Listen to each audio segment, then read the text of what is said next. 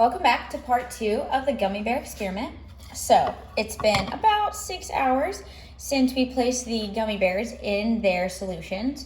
So this textured bowl, as you remember, is the salt water. So first, I'm going to take the saltwater gummy bear out of the salt water. We're going to remove this guy, little green guy, and place him on the paper towel. Next, we're going to remove our red gummy bear from our regular water solution, and we're just gonna set that aside right there.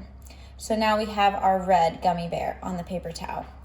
Then thirdly, we are going to take a yellow gummy bear that has not been put in any solution, and we're gonna place it next to all 3 of them. So I will also submit a photo of these gummy bears, but when you look at them, you can briefly see that the red gummy bear in size looks a little bit larger than all the other 3. The green one might even look smaller than the yellow one, which is the original one. So why would you think that the red gummy bear is bigger than all the rest of the gummy bears? So the reason why the red gummy bear that was only in tap water grew more than the green one or even the regular gummy bear that was kept in a bag was because we placed the red gummy bear in a hypotonic solution, which is just distilled water. Now, a hypotonic solution is a solution that has a low concentration. So in osmosis, we know that a lower concentration tends to move towards a place of higher concentration. And so if we place something that has a higher concentration, for instance, the gummy bear, because it contains sugars, starches, and gelatin, and we place that in a hypotonic solution, such as distilled water, then the distilled water, which is lower concentration, is going to move into the place of higher concentration.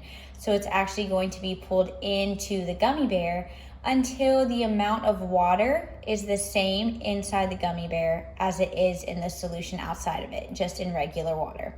So that is why we see a swelling of the red gummy bear that was placed in regular tap water. Then we move over to a hypertonic solution, which is a solution of a higher concentration. And great guess, that's your salt water. So salt water is going to be a higher concentration than regular water because of the salt content.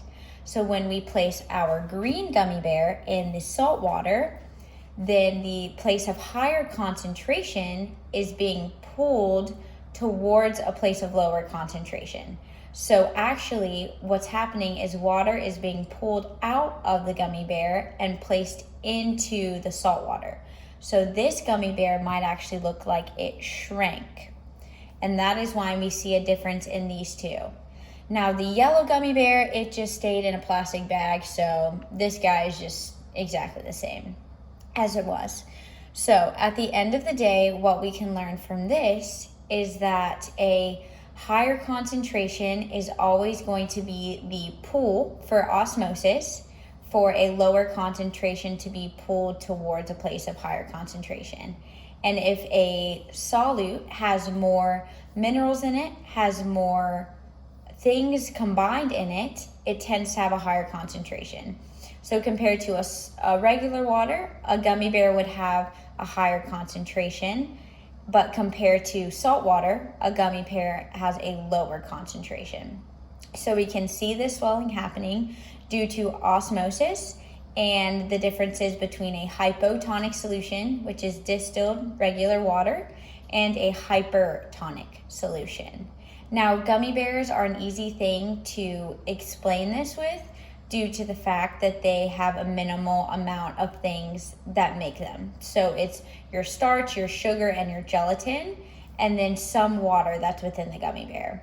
So it is a semi-permeable membrane, meaning water can easily come in and come out of these objects. And so that's why gummy bears are a great way to kind of explain how osmosis works and explain the differences between placing something in a hypertonic solution compared to placing something in a hypotonic solution.